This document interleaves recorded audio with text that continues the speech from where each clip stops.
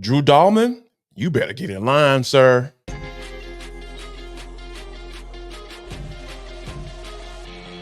This is Locked On Sports Atlanta, and it's time for the Atlanta Football Party, only on Locked On Podcast Network, your team every day. Welcome into the Atlanta Football Party, your home for the best Atlanta Falcons football talk. It's local insight you can't get anywhere but right here at Locked On. I'm your host, Tenitra Batiste, and alongside me are Jarvis Davis and Aaron Freeman. Today's episode is brought to you by FanDuel. Make every moment more. Right now, as playoffs wind down, the sports stop sporting like we want them to, but this summer, FanDuel is hooking up all customers with a boost or a bonus daily. That's right. There's something for everyone every day, all summer long. So visit FanDuel.com/locked on to get started. And of course, our Atlanta Football Party is part of the Locked On Podcast Network, your team every day. Now, the Falcons are on break until July 24th, but we're not. So we'll talk about who we're rooting for this season. Then we'll talk about whether or not there's an OG or maybe a young gun and flowery branch who deserves flowers. But first, let's take a look at a deal dilemma that you may have overlooked this offseason. So, Aaron, over the weekend, Michael Penix Jr. agreed to terms on a 4-year, $22.8 million rookie deal. Now, we've talked about some of the other rookie deals, offseason signings, extensions for the Falcons, etc. But we maybe haven't talked about what they should do with one deal for one center, Drew Dalman. Drew, of course, is in the final year of his rookie deal. Now, the good thing is he was considered the most improved player for the Falcons by Pro Football Focus, ranked third among centers in PFF grades, especially as it relates to run protection. But for you, what do you think the Falcons should do on a deal with Dalman?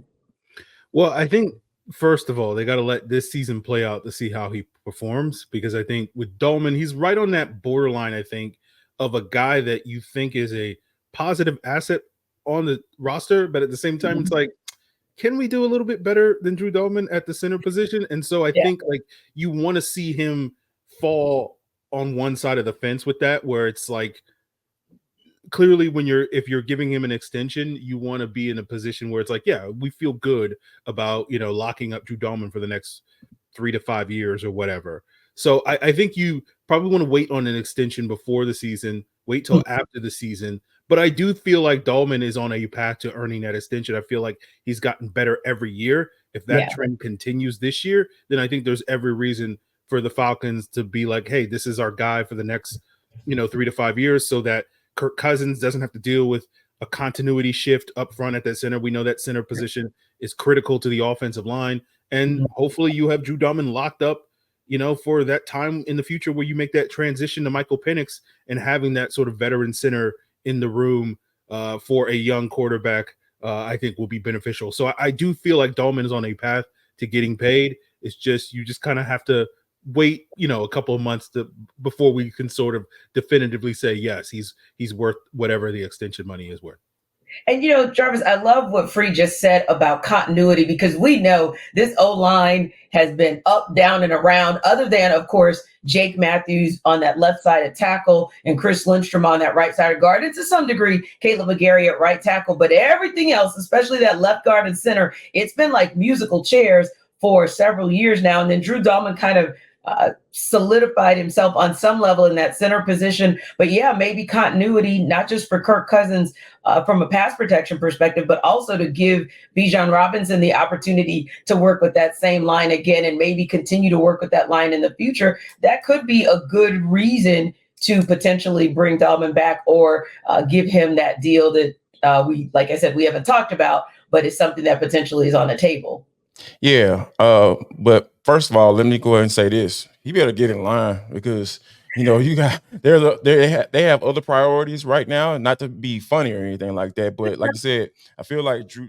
You got AJ Terrell. You also have Richard Grant, and not to say that Richard Grant is a better player than Drew Dalman, but those are some guys that I feel like it's okay for them to go into year of their contract, right? Because before you start, throwing different types of money at them. And I think that, Aaron said it best.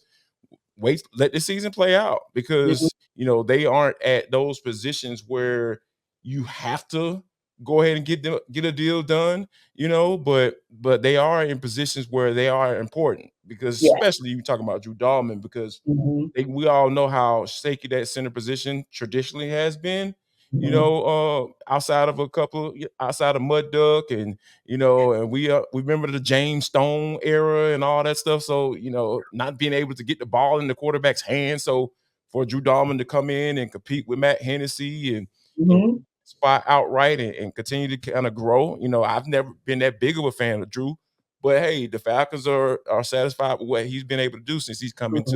into Flowery Brent. So, I'm not surprised at all that he hasn't gotten a deal just yet, but he better get in line because, like I said, they have some priorities, but I think that continuity piece is very important because I feel like this offensive line group has the opportunity to be one of the best group, if not the best group, to make that jump from being, hey, this is probably one of the better offensive line in the league if everything flows right. And speaking of offensive lines, Jarvis, and lines in general, the Falcons added 2 tackles last week, one on each side of the ball. They signed offensive tackle Jarrett Jones-Smith and defensive tackle Prince Emili. So first, let's talk Jones-Smith because we're talking O-line. What do you see him bringing to the table to that particular position group? I think this is just a camp body. Potentially can come in and make some noise and potentially be a swing tackle option, maybe potentially. But I don't see this being an earth shattering move where saying, oh yeah, this is the guy that's going to be our backup tackle just in case Caleb McGarry or Jake Matthews get hurt. So I'm at the point where this is camp body, maybe come in and take a flyer on a guy like that. Mm-hmm. From my understanding, he came from the UFL, played for the Mm-hmm. St. Louis Battlehawks. So if we understand what they were able to bring to the table, so he's a masher, he's a mean guy, right? So I think all things considering, this is a opportunity for a guy to make a roster. And then once he makes the roster, who knows what can happen, right? Because injuries happen each and every day. So yeah, I think there's an opportunity for him to kind of come in and make a name for himself and probably solidify a roster spot. Yeah, I tend to agree with Jarvis. I think for both of these guys, we saw last year the Falcons bring in a bunch of XFL guys. Obviously, the XFL now, the UFL. All of those Mm-hmm. guys made the practice squad. We saw LaCale London go Yeah. from the practice squad in the middle of the season to a pretty solid contributor. And I actually think is probably a potential front runner to maybe be the starting nose tackle in the Falcons base defense this year. So there is clearly a path for these guys that are playing in these semi-pro leagues, the UFL, the XFL. You talk about D. Alford from the Canadian Football League. Sure. There's a path for these guys, sticking on Atlanta and being contributors for the team. So I look at a player like Jarrett Jones-Smith from the illustrious University of Pittsburgh, and someone who can contribute as far as depth goes. And Prince Emili, the Falcons have a pretty deep group of D tackles, but certainly, adding another young piece to that group, if you can sort of maybe stash him on the practice squad, to throw another young guy, whether we're talking about Rook Ororo and Brandon Dorlus and Zion Logue and all those guys, no one's going to complain about the Falcons having another, capable young pass rusher. And I think he led the UFL in pressures among interior defensive linemen this past year, according to PFF. So 2 sort of guys that I think have shown, have sort of bounced around the NFL for a couple of years, but may get an opportunity like we saw with LaCale London last year to maybe really make a roster here in Atlanta. Yeah. And your thoughts, JD, on Emili? Yeah, it's gonna be hard for him to make this roster. Like you just Aaron just rattled off all the guys, those guys who are gonna be versatile, right? Switching Mm-hmm. between D tackle and defensive end. So yeah, it's gonna be hard for him to make this roster. So I feel like that's one of the things that's kind of stacked against him. But I don't feel like when Falcons are signing these type of players, they don't just sign them for any reason, right? They're signing them because they feel like there's some potential for them to make it. But I just from a number standpoint, I feel like he has a lot in front of him in order for him to kind of be able to be one of those guys to be on the final roster. Maybe a practice squad type Mm-hmm. player if he has the eligibility. I think that's kind of his future. That's what I see. But yeah, it's gonna be hard though. He's gonna have to really come in, camp ready to roll. And yeah, this is one of those positions where the Falcons actually have an embarrassment of riches as far as depth goes. So yeah, that if no other group, and maybe more than any other group, that might be the toughest code to crack. Now, when we come back, we're going to talk about someone who we are rooting for to have a bounce back season this 2024. We'll talk about it in the deep dive.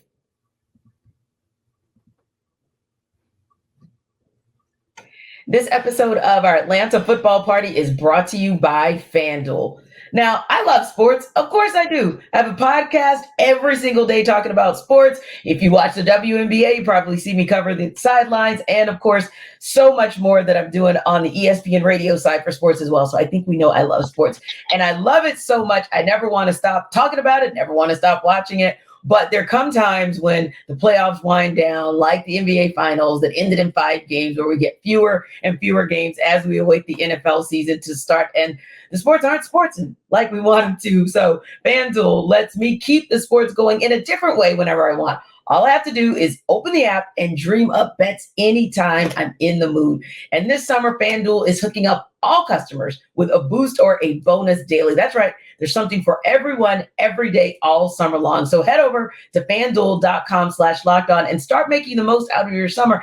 And it's not over yet. Somehow, some way, the Edmonton Oilers have fought their way back to a Game 7 in the Stanley Cup Final. It's back in Florida. The Florida Panthers have the opportunity to keep those Oilers from doing something that's would only have been done twice in all of Stanley Cup NHL history if the Oilers pull it off tonight.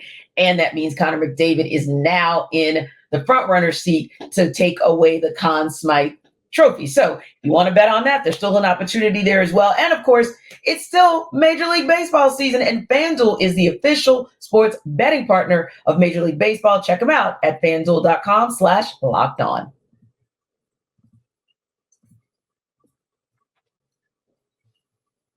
So, guys, every season we kind of find someone who we're looking at and saying, okay, this guy might have a bounce back season. This guy had so much potential, and I definitely want to see him shine. And Jarvis, NFL.com actually chose a player from each team to root for this season, sort of like from a fan's perspective or from the perspective of reporters like we are and analysts like we are, who are looking to see a guy have a bounce back season that benefits him, but also the Falcons. This year, NFL.com chose Rondale Moore. Of course, he had 7 catches of 10-plus air yards in 2023. Not exactly what you would have expected for this guy coming out of Purdue, where everybody thought he was going to be this freak athlete and weapon. But as you always say, Jarvis, it's contract year time, so it's make or break, so show and prove. Is this one of the guys that you're rooting for a resurgence? And also, is there another, maybe one player you're rooting for to make that comeback or have that breakout season? I mean, to be honest with you, when you see guys who come in with that type of potential that he has, right? He's a 5'7", probably about 175, 180. He's not that big of a guy, but you talk about the breakaway speed. You know, it's a reason why there's Arizona Cardinals drafting him 49th overall out of Purdue, right? So, and there is something to how this wide receiver room for the Atlanta Falcons has changed, right? Because we used to seeing basketball power forwards and small forwards. Now they kind of gone to the old school Muggsy Bogues of the world and Mahmoud Abdul-Rauf, right? You know, yeah, who would have thought I would have got that reference in? Right. On the Atlanta Football Party. But you think about those guys, and, you know, just quick guys who have that ridiculous amount of burst. So, and then you're pairing him with a veteran quarterback, right? Like he was with Kyler Murray, had dealt with his injuries in Arizona. So it probably speaks to not having that real breakout year, for the Cardinals. And I think that he has a huge opportunity, because when you think about just from a special team standpoint, I know there's a lot of names being thrown around: Ray McLeod, Rondale Moore, obviously Avery Williams coming back off an injury. There's a lot of potential that he can do. And then when you look at the wide receivers and how those are stacked, right? We know who number 1 is, right? That's Drake London. I will go ahead and safely say that Darnell Mooney is probably going to be their number 2, but who's going to be the slot guy? Because that's where he's going to primarily be working in, right? So I think, Rondale Moore has a big opportunity to be able to solidify himself, almost kind of like a Taylor Gabriel when he was brought in 2016. He pretty much almost exact same size type guy. So, and he had one of his most productive years when he was brought in back then. And that's what you hope for Rondale Moore in year one with the Atlanta Falcons. Yeah. What about you, Free? I mean, is he someone who you're kind of rooting for and you're hoping will kind of have that reset of a season here in Atlanta? Yeah, definitely. He's a player that I've been openly skeptical of on Locked On Falcons, mostly because he's the type of receiver that I think is like really a running back as opposed to a true wide receiver, because what he does best, whether we're talking about at Purdue or where we're talking about in Arizona, was you get the ball in his hands and you let him, work after the catch and do his things. He's very good as a runner with the ball in his hands. But those types of receivers have not historically been sort of consistently productive, right? We've seen flashes of guys like Cordero Patterson's that type of player. Tavon Austin had a couple of good years, but those guys tend to struggle translating to the NFL. And I think that's true of Rondale Moore.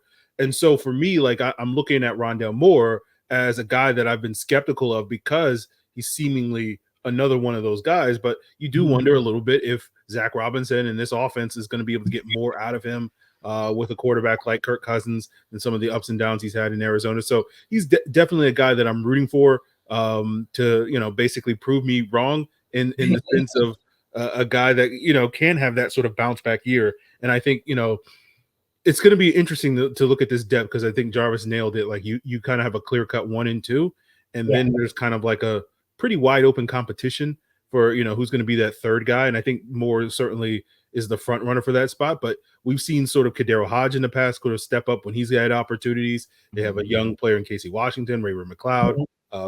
So there's going to be some serious competition for that number 3 spot, but I think Rondale Moore certainly has as good a chance as any of them to have that sort of breakout year. Indeed. And Jarvis says we have our guy on the offensive side of the ball that we're kind of rooting for. Who would you like to see have that kind of year? And who are you rooting for on the defensive side of the ball?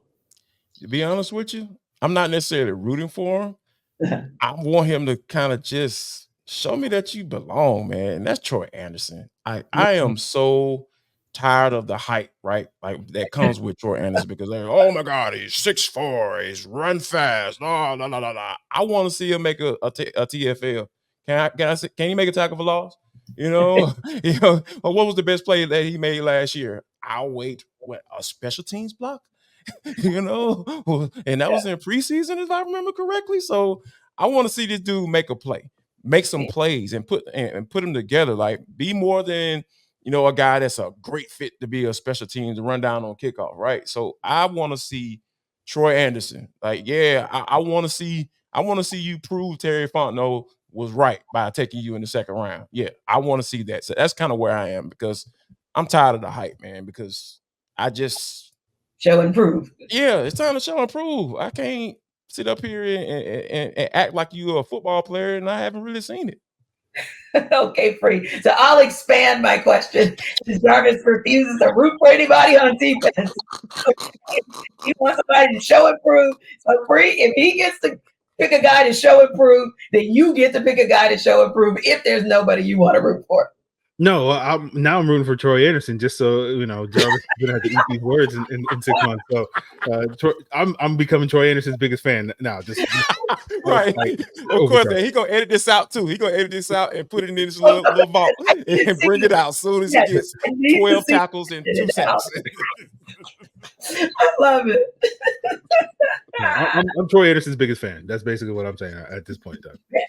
Exactly. Period. That's where you're going to shut it down. No, I love it. And I definitely appreciate it. And I think for me, it's going to be a little bit of, I'm intrigued and I'm rooting for Avery Williams. I think that he showed us some flashes, not just on special teams, but what he could do with the run game and actually as a pass catcher. And then of course went down with injury very early last season. So I'm really rooting for him to have a comeback. And on the defensive side of the ball, I would like to root for the OG and hope that Grady Jarrett comes back, not just as good, but better than ever. So those are going to be my guys that I root for us to see something that hopefully out of those guys that we were seeing, because Grady also was having a good year under Ryan Nielsen, having David Onyemata next to him and was looking like, this is about to be old Grady. And then of course the injury happened. So that was kind of disappointing, but yeah, rooting for my guy. Real quick, I know this announcement came last week, but it came after our show aired. So wanted to just give our Atlanta Football Party audience the opportunity to hear our feedback on the announcement last week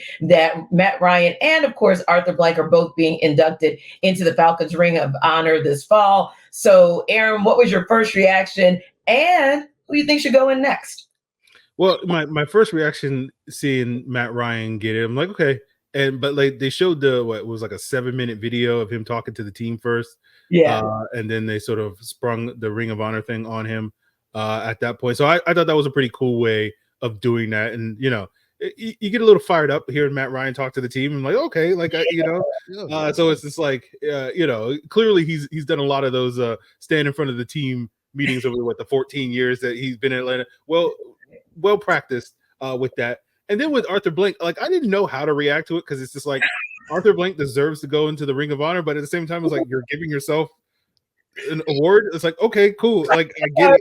I would do the same thing if I was the owner of the team too. So like I no shade towards Arthur Blank, but it's just like, how am I supposed to react to this? It's just like, congratulations to me, Arthur Blank, the owner of the Atlanta Falcons, all that stuff. And it's like, all right, cool. Like, I get it. But at the same time, it's like, what am I supposed to say to this? Like someone just being like, this is awesome. I'm gonna pat myself on the back and put myself in the Ring of Honor. Yeah, like a famous philosopher once said, "Who gonna check me, boo?" Like that's the first thing that came to mind when I saw that Arthur Blank. Because I got the little notification in my email. I was like, "Oh, Matt Ryan going to Ring of Honor." Arthur Blank is putting Matt Ryan in Ring of Honor. Oh no, he's going to be in the Ring of Honor. I was like, all right, man, I got a little concerned. I ain't gonna lie. I was like, okay, is he okay? Does he feel he's not gonna be around to go ahead and to see it? To get his. I don't know. Yeah, but yeah, it was kind of weird. But like you said, who gonna check him? But come on now, it was kind of an odd situation, and it made me think too. Like, is Uncle Arthur on the way to the upper room? I don't know how to feel about this. Like, you all know something we don't know. So yeah, it was a little bit scary to kind of hear that. But Free, who do you think should be that next Falcon to go into the ring?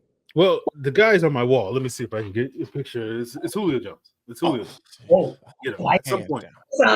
That's the wall of goats. It's only goats going that wall. You see Aaron Donald up there as well as Julio Jones. But he's the next big name to go into the Ring of Honor. I think like we've gotten a lot of guys from the Matt Ryan sort of era at this point in time with like Tony Gonzalez and Roddy White and all those guys.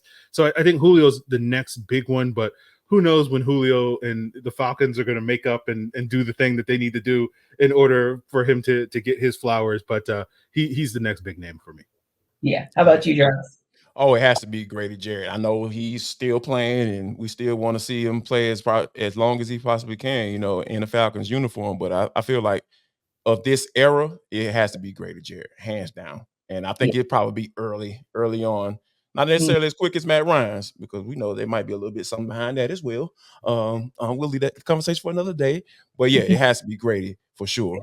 As far as the Matt Ryan era, I like that. The Matt Ryan era. Yeah, let's go. Yeah, no, exactly. It deserves to happen, and I'm sure for both Julio Jones and Grady Jarrett, they might be the next 1-2 punch, to be honest with you, going into that Ring of Honor, and deservedly so. Now, when we come back, because we've been giving out flowers already to Matt Ryan, Arthur Blank, future flowers to Julio Jones and Grady Jarrett, we'll talk about whether or not there's an OG or maybe a young gun in Flowery who deserves flowers in What's Next.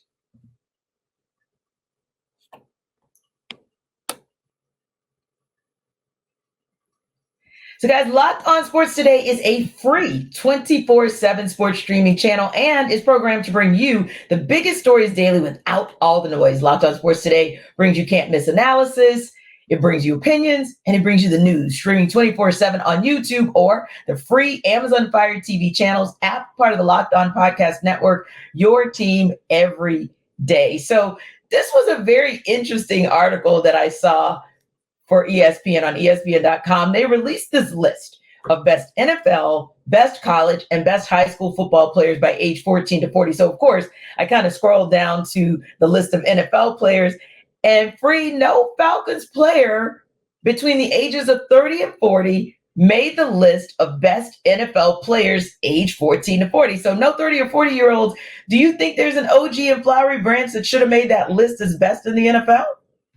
I mean, I think the one that you would point would be Grady Jarrett, deserving of that. But at the same time, it's hard to say that coming off the the injury season that Grady, like, this is not the best time to be, I guess, pushing Grady Jarrett stock like you could have like 2 years ago, where buy low, sell high or whatever. So I don't know if we're selling Grady Jarrett stock when it's been at its highest at this point in time. But he'd be the one guy that certainly in the 30 plus category that I think would be most deserving of being on that list.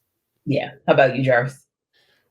I mean, that's the first guy that comes to my mind as well, because it's very interesting that when you look at these lists, right, and try to compile and say, okay, when you look at what Terry Fontenot as a regime has done as far as bringing in talent, because we know that they had to hit the reset button when they traded away Matt Ryan and to the Indianapolis Colts. So as far as I find it funny that we are talking about a guy like Grady Jarrett, or there isn't a guy that we can, really name and say, hey, out of the 30 through 40 crew, who can be on here? Like, we're not even talking about Jake Matthews, right? Because we know how solid he's been, but he can't really put him in the conversation as being one of the best tackles in the league.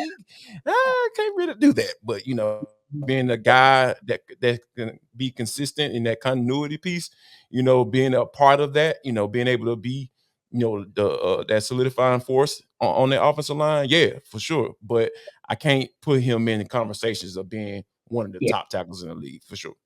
Yeah, when you talk about best and you look across 32 teams and you look across 22 positions, it is kind of difficult to see anybody in that 30 to 40 range on this squad as currently constructed, because of course we're also just looking at the fact of kind of, when I see this kind of list, I think about long-term Falcons, if you will, that are currently on the list, because of course I would say too, not just long-term Falcons, but also in the to be determined category, because obviously you put Kirk Cousins there, but he's a newly minted Falcon. Yes, he's 35, but we also are still, it's like an incomplete. We haven't seen you in action in a regular season game. So I think that's also one of the reasons that he didn't necessarily make that cut for that list. But this was one that I thought was interesting as well. Jarvis, no Falcons player between the ages of 20 to 29 made the list either. So is there a young gun in Flowery that maybe should have made that list? Or I think more than one, but you first. Jesse, let me go, Mr. Jesse. I know Aaron is like smiling. He deep down, just like, yeah, Jarvis said, you better not go say it. Yeah, so Jesse Bates the third. Yes, his name should be on there, because that dude is one of the best in the entirety of the NFL. So when you think about that, so I was very shocked when I didn't see his name, because I think it's that whole Atlanta piece, right? Because if he was still on the Bengals, yeah, he probably would have been on there. Well, I don't know. The Cincinnati, I think you're right. they don't necessarily get that national love unless your name is Joe. But I think that's the first one that comes to mind when you talk about that 20 through 29. Was that 27 years old? So yeah, he's right there. His name should be right there, and right in the middle of that conversation. Yeah, for me, that was a confusing one as well. What about you, Aaron? Is there a 20 to 29-year-old Falcon where you scratched your head and said, not on the list? I don't understand. Make it make sense. No, I mean, again, it feels like the Falcons have a bunch of guys that are right on the cusp, right? Yeah. This is the list that we're hoping Bijan and Kyle Pitts and Drake London are on, but like, you kind of need to see those guys have the type of year that we've been saying that they're going to have for like 3 years now. We've just been like hyping up these guys like, oh, this is going to be the year. This is going to be the year. And it's like, all right, like, again, this is going to be the year. So I think if we're, time traveling to the future, like a year from now, like, I think those guys are just as likely to be on that list, but we just haven't quite seen the type of year that I think is going to get you on this list as one of the best at, your position, at your age group, et cetera, quite yet. So I think all those guys are right on the cusp, but like, I'm not mad that they're not there yet, just because we're waiting for that, 2,000 yards from scrimmage season for Bijan. We're waiting for that, 1,200 yard season from Kyle Pitts, that 1,500 yard season from Drake London, that I think all those guys are capable of having. We just haven't seen it yet. And I would throw AJ Terrell in that mix as well. Like, he's right there on the cusp of being in that conversation of the top tier corners, but he's maybe like right there below where they are, if you will. But if we get to see what we had a glimpse of early on in his career, and if he has someone to compliment him on the other side of the field, then maybe when we're having this conversation next year, we can have AJ Terrell in the mix of the combo as well. Listen, we appreciate you guys stopping by the Atlanta Football Party. Be sure to like and subscribe to our YouTube channel. And of course, we're free and available wherever you download your podcasts. We'll see you tomorrow on the Atlanta Football Party, the Dogs edition.